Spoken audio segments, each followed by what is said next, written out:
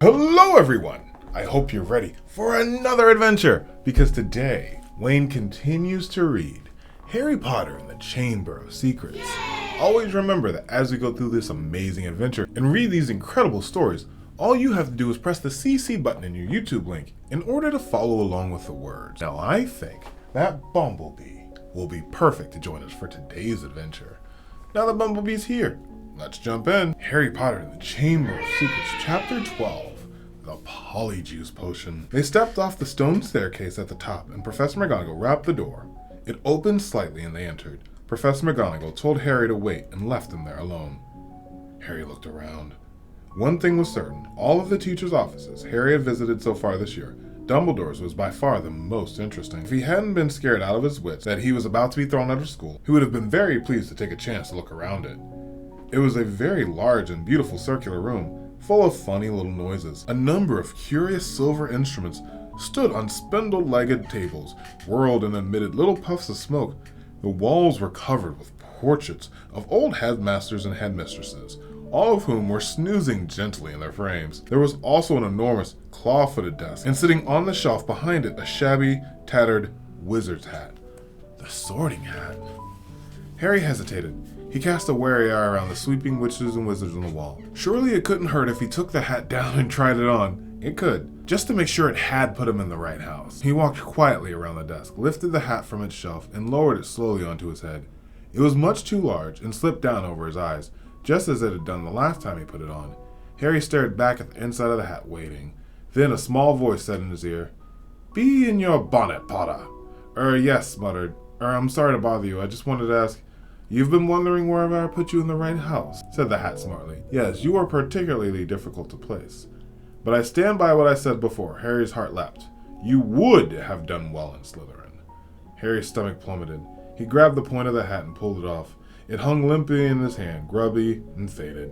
Harry pushed it back on the shelf, feeling sick. You're wrong, he said to the still and silent hat. It didn't move. Harry backed away, watching it. Then a strange gaggling noise behind him made him wheel around. He wasn't alone after all. Standing on a golden perch behind the door was a decrepit-looking bird that resembled a half-plucked turkey. Harry stared at it. The bird stared balefully back, making its gaggling noise again.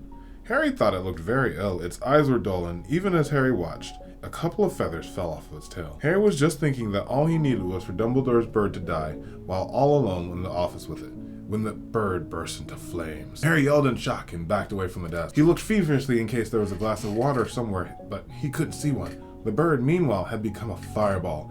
It gave one loud shriek. The next second there was nothing but a smoldering pile of ash on the floor. The office door opened. Dumbledore came in, looking somber. Professor, Harry gasped, your bird, I couldn't do anything. He just caught fire. To Harry's astonishment, Dumbledore smiled. About time, too, he said. He's been looking dreadful for days. I've been telling him to get a move on. He chuckled at the stunned look at Harry's face. Fawkes is a phoenix, Harry. Phoenixes burst into flame when it's time for them to die and are reborn from the ashes. Watch him. Harry looked down to see a tiny, wrinkled newborn bird poke its head out of the ashes. It was quite as ugly as the old one. It's a shame you had to see him on a burning day, said Dumbledore, seating himself behind the desk. He's really very handsome most of the time. Wonderful red and gold plumage. Fascinating creatures, phoenixes. They can carry immensely heavy loads, and their tears have healing powers, and they make highly faithful pets. In the shock of Fawkes catching fire, Harry forgot what he was there for. But it all came back to him as Dumbledore settled himself behind his blue chair behind the desk and fixed Harry with his penetrating blue stare. Before Dumbledore could speak another word, however, the door of the office flew open with an almighty bang, and Hagrid burst in, a wild look in his eye, his Bacchanal perched on the top of his shaggy head, and the dead rooster swinging from his hand. It wasn't Harry, Professor Dumbledore, said Hagrid urgently. I've been talking to him seconds before that kid was found. He never had time, sir. Dumbledore tried to say something, but Hagrid went ranting and raving, waving the rooster on in his agitation, sending feathers everywhere. It couldn't have been him. I'll swear it on the Ministry of Magic if I have to. Hagrid, You've got the wrong birth, sir. I know Harry never... Hagrid, said Dumbledore loudly. I do not think that Harry attacked those people. Oh, said Hagrid, the rooster falling limply to the side. Right. I'll wait outside then, headmaster. I love him so much. He stomped out, looking embarrassed. You don't think it was me, Professor? Harry repeated hopefully as Dumbledore brushed the rooster's feathers off the desk. No, Harry, I don't, said Dumbledore, through the face of somber again. But I still want to talk to you. Harry waited nervously while Dumbledore considered him, the tips of his long fingers together. "I must ask you, Harry, whether there is anything you'd like to tell me," he said gently. "Anything at all." He didn't know what to say. He thought of Malfoy shouting, "You'd be next, Bluntbloods," and of the Polyjuice posted in Moaning Myrtle's bathroom. Then he thought of the disembodied voice he had heard twice and remembered what Ron said. Hearing voices no one else can hear isn't a good sign, even in the wizarding world. He thought too about what everyone was saying about him and his growing dread that he was somehow connected to Salazar Slytherin. "No," said Harry. "There isn't anything, Professor." The double attack on Justin and nearly headless Nick turned what had once been nervousness into real panic. Curiously, it was nearly headless Nick's fate that seemed to worry the most people. What could possibly do that to a ghost? People asked each other what power could harm someone who was already dead. There was almost a stampede to book seats to the Hogwarts Express so that students could go home for Christmas. "At this rate, we'll be the only ones left," Ron told Harry and Hermione. "Us, Malfoy, Crabbe, and Goyle. What a jolly holiday it's going to be." Crabbe and Goyle, who always did whatever Malfoy did, had signed up to stay over the holidays too. But Harry was glad that most people were leaving. He was tired of people skirting around him in the outskirts of the corridors, as though he was about to sprout fangs or spit poison. Tired of all the muttering, pointing, and hissing as he passed. Fred and George, however, found this very funny. They went out of their way to march ahead of Harry down the corridor, shouting, "Make way for the heir of Slytherin! Seriously evil wizard coming through!" Percy was deeply disapproving of this behavior. "It's not a laughing matter," he said coolly. "Oh, get out of the way, Percy," said Fred. "Harry's in a hurry."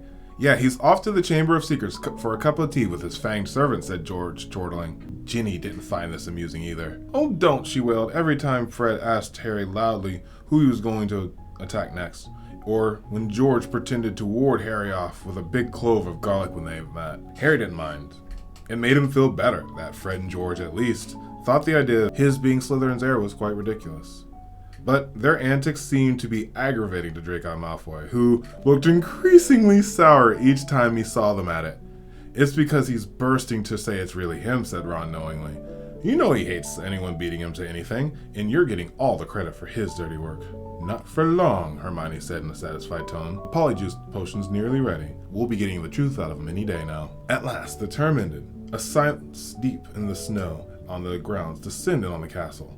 Harry found it peaceful rather than gloomy, and enjoyed the fact that he, Hermione, and the Weasleys had their run at the Gryffindor Tower, which meant they could play Exploding Snap loudly without bothering anyone, and practicing dueling in private. Fred, George, and Ginny had chosen to stay at school rather than visit Bill in Egypt with Mr. and Mrs. Weasley. Percy, who disapproved of what he termed childish behavior, didn't spend much time in the Gryffindor common room. He had already told them pompously that he was only staying over for Christmas because it was his duty as a prefect to support the teachers during this troubled time. Christmas morning dawned, cold and white. Harry and Ron were the only ones left in their dormitory, were awoke very early by Hermione, who burst in fully dressed, carrying presents for them both. "Wake up," she said proudly, purling the curtains in the window. "Hermione, you're not supposed to be in here," said Ron, shielding his eyes against the light. "Merry Christmas to you too," she said, throwing him a present. "I've been up nearly an hour adding the lace legs to the potion. It's ready." Harry sat up suddenly wide awake. "Are you sure?" "Positive," said Hermione, shifting Scabbers the rat so that she could sit down on the end of Rod's bolster bed.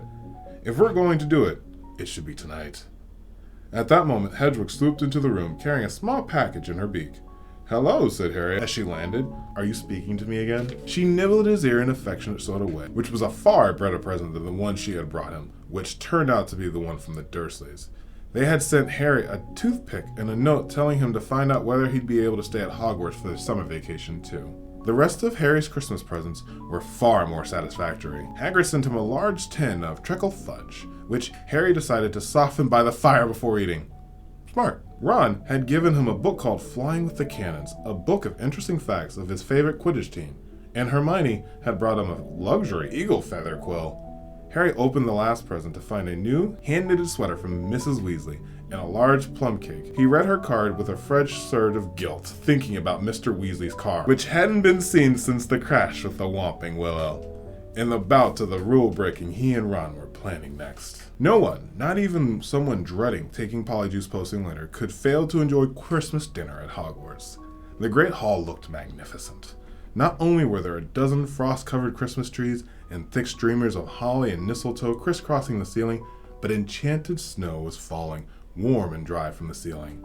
Dumbledore led them in a few of his favorite Christmas carols, Hagrid booming more and more loudly with every goblet of eggnog he consumed. Percy, who hadn't noticed that Fred bewitched his prefect badge that was now read Pinhead, kept asking them what they were all sniggering at. Harry didn't even care that Draco Malfoy was talking mad, snide remarks about his new sweater from the Slytherin table. With a bit of luck, Malfoy would be getting his comeuppance in a few hours' time. Harry and Ron had barely finished their third helpings of Christmas pudding when Hermione ushered them out of the hall to finalize their plans for the evening. "We still need a bit of the people you're changing into," said Hermione matter-of-factly, as though she were sending them to the supermarket for laundry detergent. "And obviously, it'll be best if you can get something of Crabbe and Goyle's. They're Malfoy's best friends. He'll tell them anything. And we also need to make sure that the real Crabbe and Goyle can't burst in on us while we're interrogating him." "I've got it all worked out," she said smoothly, ignoring Harry and Ron's stupefied faces. She held up 2 plump chocolate cakes. "I've filled these with a little sleeping draught. All you need to do is make sure Crabbe and Goyle find them. Know how greedy they are? They're bound to eat them. Once they're asleep, pull out their hairs and hide them in a broom closet." Jesus, girl! Harry and Ron looked incredulously at each other. Hermione, I don't think that could go seriously wrong. But Hermione had a steely glint in her eye, not unlike the one that Professor McGonagall sometimes had. "The potion will be useless without Crabbe and Goyle's hair," she said sternly. "You do want to investigate Malfoy, don't you?" All right, said Harry. "But what about you? Whose hair are you ripping out?" "I've already got mine," said Hermione brightly, pulling a tiny bottle out of her pocket and showing a single hair inside of it. "Remember Millicent Bulstrode wrestling with me at the dueling club? She left this on one of my robes when she tried to strangle me. And she's gone home for Christmas. So I'll just have to tell her the Slytherins I've decided to come back." When Hermione had bustled off to check on the Polyjuice potion, Ron turned to Harry with a doom-ladled expression. "Have you ever heard of a plan where so many things could go wrong?" But to Ron and Harry's utter amusement, stage 1 of the operation went just as smoothly as Hermione said. They lurked into the deserted entrance after the Christmas tea, waiting for Crabbe and Goyle, who had remained at the Slytherin table shoveling down 4th helpings of trife. Harry had perched the chocolate cakes at the end of the banisters. When they spotted Crabbe and Goyle coming out of the Great Hall, Harry and Ron hid quickly behind the suit of armor next to the great front door. "How thick can you get?" Ron whispered exhaustively as Crabbe gleefully pointed out the cakes and Goyle grabbed them. Grinning stupidly, they stuffed the cakes whole into their mouths. For a moment, both of them chewed greedily, looks of triumph on their faces. Then, without the smallest change in the expression, they both kneeled over backwards onto the floor. By far, the hardest part was hiding them in the closet across the hall. Once they were safely stowed among the mops and buckets, Harry yanked out a couple of bristles that covered Goyle's forehead, and Ron pulled out several of Crabbe's hair. They also stole off their shoes, because their own were far too small for Crabbe and Goyle's feet. Then, still stunned at what they had just done, they sprinted up to Moaning Myrtle's bathroom. They could hardly see the thick black smoke issuing from the stall in which Hermione was stirring the cauldron, pulling our robes over their faces. Harry and Ron knocked softly on the door. "Hermione!" They heard the scrape of the lock and Hermione emerged, shiny-faced and looking anxious. Behind her they heard the gloop, gloop, glutinous potion. 3 glass tumblers stood, ready, on the toilet seat. "Did you find them?" Hermione asked breathlessly. "Good, and I sneaked these spare robes out of the laundry," Hermione said, holding up a small sack. "You'll need bigger sizes once you're Crabbe and Goyle." The 3 of them stared at the cauldron. Close up, the potion looked like thick, dark mud, bubbling sluggishly. "I'm sure I've done everything right," said Hermione nervously, rereading the splotched page of Moste Ponte Potions. "It looks like the book says it should, once we've drunk it. We'll have exactly an hour before we change back into ourselves." "Now what?" Ron whispered. "We separate into 3 glasses and add the hairs." Hermione ladled large dollops of the potion into each of the glasses. Then, her hand trembling, she shook Millicent Bulstrode's hair out of its bottle into the glass. The potion hissed loudly like a boiling kettle and frothed madly. A second later, it turned a sick short of yellow. "Ugh! Essence of Millicent Bulstrode," said Ron, eyeing it with loathing. "Bet it tastes disgusting." "Add yours then," said Hermione. Harry dropped Goyle's hair into the glass, and Ron put Crabbe's into the last one. Both glasses hissed and frothed. Goyle's turned a khaki color of a booger, and Crabbe's a dark, murky brown. "Hang on," said Harry as Ron and Hermione reached for their glasses. "We'd better not drink them in here. Once we turn into Crabbe and Goyle, we won't fit. But Millicent Birchstow's no pixie." "Good thinking," said Ron, unlocking the door. "We'll take separate stalls." Careful not to spill a drop of this Polyjuice potion, Harry slipped into the middle stall. "Ready?" he called. "Ready," came Ron and Hermione's voices. 1, 2, 3. Pinching his nose, Harry drank the potion down in 2 large gulps. It tasted like overcooked cabbage. Not horrible. Immediately, his side started whirling as though he just swallowed live snakes. Doubled up, he wondered whether he was going to be sick. Then a burning sensation spread from his stomach to the very ends of his fingers and toes. Next, bringing him gasping to all fours, came a horrible melting feeling as his skin all over his body bubbled like hot wax. And before his eyes began to grow, large fingers thickened and nails broadened. Knuckles were bulging like bolts. His shoulders stretched painfully, and a prickling in his forehead told him that hair was creeping down from his eyebrows. His rose ripped as his chest expanded like a barrel bursting from its hoops. His feet were in agony, shoes 4 sizes too small. As suddenly as it had started, everything stopped. Harry lay face down on the cold floor, listening to Myrtle gurgling noisily in the toilet. With difficulty, he kicked off his shoes and stood up. So this is what it felt like being Goyle. His large hand trembling, he pulled off his old robes, which were hanging a foot above his ankles, pulled on the spare ones, and laced up Goyle's boot-like shoes. He reached up to brush his hair off of his eyes and met only a small growth and whirly bristles low on his forehead. Then he realized that his glasses were clouding his eyes because Goyle obviously didn't need them. He took them off and called, "Are you two okay?" Goyle's low, raspable voice issued from his mouth. "Yeah," came the deep grunt of Crabbe from his right. Harry unlocked this door and stepped in front of the cracked mirror. Goyle had started back at him out of dull, deep-set eyes. Harry scratched his ear. So did Goyle. Ron's door opened. They stared at each other, except that each looked pale and shocked. Ron was indistinguishable from Crabbe, from the pudding bowl haircut to the large, long gorilla arms. "This is unbelievable," said Ron, approaching the mirror and prodding Crabbe's flat nose. "Unbelievable."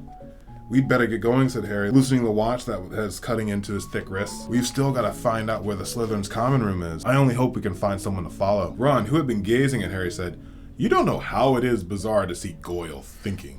He banged on Hermione's door. "Come on, we need to go." A high-pitched voice answered him. I don't think I'm coming after all. You go without me." "Hermione, we know Millicent Buttrow's ugly. No one's going to know it's you." "No, really. I don't think I'll come." "You two hurry up. You're wasting time." Harry looked at Ron, bewildered. "That looks more like Goyle," said Ron. "That's how he looks like every teacher asks him a question." "Hermione, are you okay?" said Harry through the door. "Fine, I'm fine. Go on." Harry looked at his watch. 5 of their precious 60 minutes were already past. "We'll meet you back here then, all right," he said. Harry and Ron opened the door to the bathroom carefully, checked to see if the coast was clear, and then set off. "Don't swing your arms like that," Harry muttered to Ron. "Huh? Crabbe holds them sort of stiff." "How's this?" "Yeah, that's better." They went down the marble staircase. All they needed now was a Slytherin that they could follow to the Slytherin common room, but there was nobody around. "Any ideas?" muttered Harry. "The Slytherins always come up to eat from breakfast from there," said Ron, nodding at the entrance to the dungeons. The words had barely left his mouth when a girl with a long curly hair emerged from the entrance. "Excuse me," said Ron, hurrying up to her. "We've forgotten our way to the common room." "I beg your pardon," said the girl stiffly. "Our common room? I'm a Ravenclaw." She walked away, looking suspiciously at them. Harry and Ron hurried down the steps into the darkness, their footsteps echoing particularly loudly as Crabbe and Goyle's huge feet hitting the floor, feeling that this wasn't going to be as easy as they hoped. The labyrinth passes were deserted. They walked deeper and deeper under the school, constantly checking their watches to see how much time they had left. After a quarter of an hour, just when they were getting desperate, they heard someone amusement up here. "Ah," said Ron excitedly. "There's one of them now." A figure was emerging from the side room. As they hurried near, however, their hearts sank. It wasn't a Slytherin. It was Percy. "What are you doing down here?" Ron said in surprise. Percy looked affronted. "That," he said stiffly, "is none of your business. Crabbe, isn't it?" "Well, oh yeah," said Ron. "Well, off you go to your dormitory," said Percy sternly. "It's not safe to be wandering around in the dark corridors these days." "You are," Ron pointed out. He's enjoying this. "I," said Percy, drawing himself up, "am a prefect. Nothing's about to attack me." A sudden voice echoed behind Harry and Ron. Draco Malfoy strolling towards them. For the first time in his life, Harry was pleased to see him. "There you are," he drawled, looking at them. "Have you two been picking out in the Great Hall all this time? I've been looking all over for you. I want to show you something really funny." Malfoy glanced witheringly at Percy. "What are you doing down here, Weasley?" he sneered. Percy looked outraged. "You want me to show a bit more respect to a school prefect," he said. "I don't like your attitude." Malfoy sneered and motioned for Harry and Ron to follow him. Harry almost said something apologetic to Percy, but forgot himself just in time. He and Ron hurried after Malfoy, who said as they turned into the next passageway, "That Peter Weasley." "Percy," Ron corrected him automatically. "Whatever," said Malfoy. "I've noticed him sneaking around a lot lately. I bet I know what he's up to. He thinks he's going to catch that Slytherin heir single-handedly. He gave a short, decisive laugh. Ron and Harry exchanged looks. Malfoy paused, stretched by the bare, damp wall. What's the new passage word again, he said to Harry. Said Harry. Oh yeah, pureblood, said Malfoy, not listening, and the stone concealed the wall slid open. Malfoy marched through it, and Harry and Ron followed. The Slytherin common room was a long, low, narrow, underground room with rows of stone walls and ceilings, from which round greenish lamps were hanging in chains. A fire was crackling under an elaborately carved mantelpiece ahead of them, and several Slytherins were silhouetted around it with high-backed chairs. Wait here, said Malfoy to Harry and Ron, motioning them to a pair of chairs to set by the fire. I'll go and get it. My father's just sent it to me.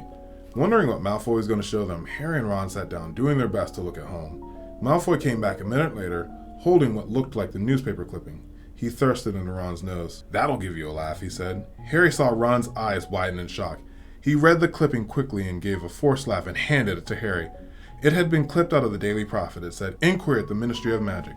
Arthur Weasley, head of the misuse of artifacts, was today fined 50 galleons for bewitching a muggle car. Mr. Lucius Malfoy, a governor of Hogwarts School of Witchcraft and Wizardry, where the enchanted car earlier crashed this year, called today for Mr. Weasley's resignation. Weasley has brought the ministry into disrepute, Mr. Malfoy told our reporter. He is clearly unfit to draw up our laws, and his ridiculous Muggle Protection Act should be scrapped immediately. Mr. Weasley was unavailable for comment, although his wife told reporters to clear off or she'll set a family ghoul on them. Well, said Malfoy impatiently as Harry handed the clipping back to him. Don't you think it's funny? Haha, said Harry bleakly. Arthur Weasley loves Muggles so much he should snap his wand and go live with them, said Malfoy scornfully. You'd never know Weasleys were purebloods the way they behave. Ron, or rather, Crabbe's face contorted in fury. What's up with you, Crabbe, snapped Malfoy. Stomachache, Ron grunted. We'll go up to the hospital wing and give all those mudbloods a kick for me, Malfoy said, snickering. You know I'm surprised the Daily Prophet hasn't reported all these attacks yet? He went up thoughtfully. I suppose Dumbledore's trying to hush it all up. He'll be sacked if he doesn't stop it soon. Father's always said old Dumbledore's the worst thing that ever happened to this place. He loved Muggleborns. A decent headmaster would never let slime like that Creevy in. Malfoy started taking pictures with an imaginary camera, but did a cruel but accurate impersonation of Potter. Potter, can I have your picture, Potter? Potter, can I have your autograph? Potter, can I look your shoes, please? He dropped his hands and looked at Harry and Ron. What's the matter with you two? Far too late. Harry and Ron forced themselves to laugh, but Malfoy seemed satisfied. Perhaps Crabbe and Goyle were always slow on the uptake. St. Potter the Mudblood's friend, said Malfoy slowly. He's another one with no proper wizard feeling, or he wouldn't go around with that jumped-up Granger Mudblood. And people think he's the Slytherin heir? Harry and Ron waited with bated breath. Malfoy was surely seconds away from telling it was him. But then, I wish I knew who it is, said Malfoy reluctantly. I could help them. Ron's jaw dropped so that Goyle could even look as clueless as usual. Fortunately, Malfoy didn't notice, and Harry, thinking fast, you must have some kind of idea who's behind it. You know I haven't, Goyle. How many times do I have to tell you, snapped Malfoy. My father won't tell me anything about the last time the Chamber of Secrets was opened. Of course, it was 50 years ago, so it was before his time, but he knows about it, and he says that it was all kept quiet, and it looks suspicious if I know too much about it. But I know one thing. Last time the chamber was open, a mudblood died. So I bet it's a matter of time before one of them's gone. And I hope it's Granger, he said with relish. Ron was clenching Grab's gigantic fist, feeling it would be a bit of a giveaway if he punched Malfoy. Harry shot him a warning and said, do you know if a person who opened the chamber last time was caught? Oh yeah, whoever opened it was expelled, said Malfoy. They're probably in Azkaban. Azkaban, said Harry, puzzled. Azkaban, the wizard prison, Goyle, said Malfoy, looking at him in disbelief. Honestly, if you weren't any slower, you'd be going backwards. He shifted restlessly in his chair and said, Father says to keep my head down and let the Slytherin heir get on with it. He says the school needs a ridding of the mudblood filth, but not to get mixed up in it. Of course, he's got a lot on his plate at the moment. You know the Ministry of Magic raided our manor last week? Harry and Goyle tried to force a dull look of concern on their face. Yeah, said Malfoy. Luckily, they didn't find much. Father's got some very valuable dark art stuff, but luckily we got our secret chamber of our own under the drawing room floor. Ho, said Ron. Malfoy looked at him, and so did Harry. Ron blushed. Even his hair was turning red. His nose was slowly lengthening. Their hour was up. Ron was turning back to himself. And from the look of the horror he was suddenly giving Harry, he must be too. They both jumped to their feet. Medicine for my stomach, Ron grunted, and without further ado, they sprinted the length of the Slytherin common room, hurled themselves up the stone wall and dashed up the passageway, hoping against all hope that Malfoy hadn't noticed anything. Harry could feel his feet slipping around in Goyle's huge shoes and had to hoist up his robes as he shrank. They crashed up the steps into the dark entrance hall, which was full of muffled pounding coming from the closet where they locked Crabbe and Goyle.